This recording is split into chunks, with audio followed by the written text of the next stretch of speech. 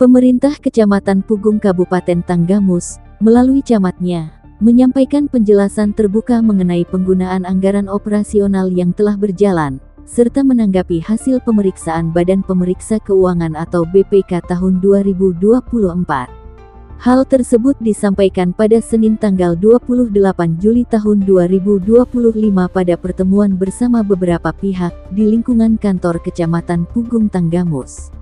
Dalam kapasitasnya sebagai penanggung jawab administratif dan operasional di tingkat kecamatan, Ahmad Yani Halim, selaku camat menjelaskan secara langsung terkait dua poin utama, yakni penggunaan anggaran kendaraan dinas serta hasil pemeriksaan keuangan oleh Badan Pemeriksaan Keuangan atau BPK. Yang digunakan untuk mobilisasi pelaksanaan tugas dan fungsi, baik saya maupun saya. Tugas dan fungsi itu sendiri meliputi semua kegiatan pemerintahan dan sosial masyarakat. Sebagai contoh, kalau memang harus menghadiri kegiatan yang di kabupaten yang sifatnya bisa dan hadir, juga bisa digunakan untuk operasional kegiatan-kegiatan yang memang selain kerja kantor yang di luar jam kerja. Ya, misalnya hari Sabtu atau Minggu ada pengajian, atau tengah malam harus ada pengajian. Apalagi kalau kita lihat yang di tahun-tahun ini ada beberapa pokok yang menyelenggarakan bersih desa. Mudah-mudahan itu gunanya.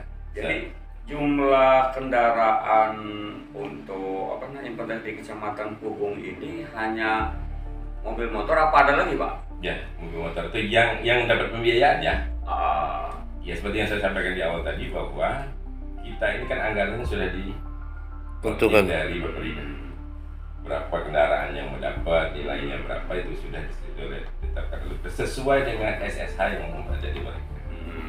Sepanjang tahun, cukup tidak cukup pakai.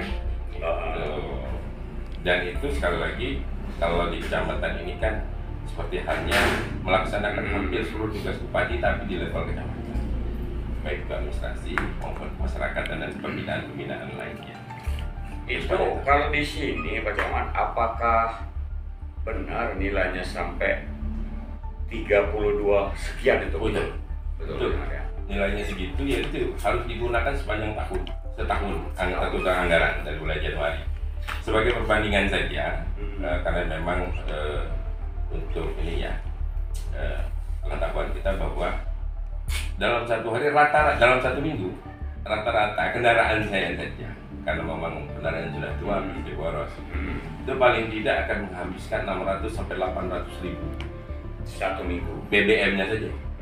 Satu minggu bisa dua kali beli ini, apalagi kalau dia aktivitasnya banyak ke pokok yang terjauh atau bolak-balik harus melakukan kegiatan di kabupaten, itu praktis bisa 3 kali. Ya, kendaraan di sini cuma 2 unit, Pak. Mobil sama motor ya, saja. Yang teranggarkan ya. Ya. Sesuai dengan anggaran. Ya, mobil sama motor aja ya. Berarti itu untuk satu minggu bisa segitu, Pak ya. Belum yang motor tadi ya. Belum yang motor ini. Karena yang motor kapasitasnya untuk kerja kan biar mudah terjangkau. Itu kan selama 12 bulan, Pak ya. Selama setahun, Pak ya. Ya, 12 bulan, Pak ya. Kalau kita ingin di per bulannya bisa coba, kena habisnya berapa itu? Nggak bisa, karena itu tadi kegiatan nggak sama, kegiatannya kan tidak terjadwal. Betul. Dan hampir tadi jadwal ke agenda kita ini yang normalnya saja itu kan yang ada undangan, belum lagi yang malam. Iya. Sehingga memang tidak bisa kita proyeksi akan habis 100 yang bisa. Ya kan, kalau memang dengan kondisi sekarang dengan jumlah pokok yang begitu banyak yang harus, kalau sudah musren saja pokok itu kan harus kita hadiri semua. Nah, kalau ya cukup menderita maksudnya. Nah, kalau untuk ini Pak, yang untuk keamanan Pak. Nah, yang untuk keamanan seperti saya sampaikan tadi, memang keamanan ini diplot oleh Pemda sebagai bentuk dan apresiasi terhadap kinerja kawan-kawan Babinsa dan Babinka yang besarannya 250 per bulan ya.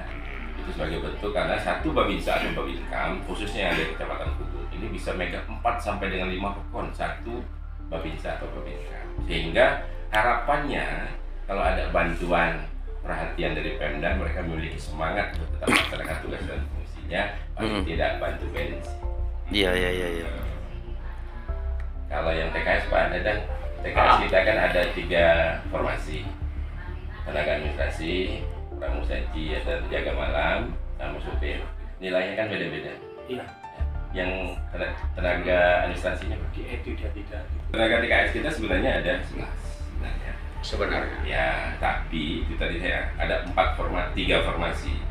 Sopir, penjaga malam itu tidak kita masukkan di tenaga administrasi. Ada, sehingga hanya ada 7 yang masuk tenaga administrasi, yang besarannya per bulan itu sebesar 1.375.000 Per 1 orangnya, Per 1 yang 7 orang kan. yang 7 orang. Kalau yang istilahnya yang 4 orangnya itu Pak, Ya, dia cleaning service, penjaga kantor, supir.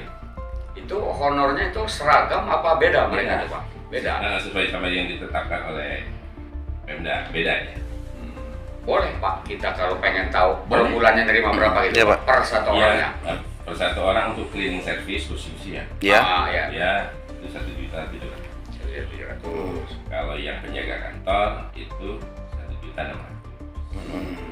Yang sopir ini yang agak lebih tinggi malah, Yang sopir. 1.850.000. Dan yang menetapkan itu adalah dari Udah bukan sarannya ya, saran. bukan dari usulan kita.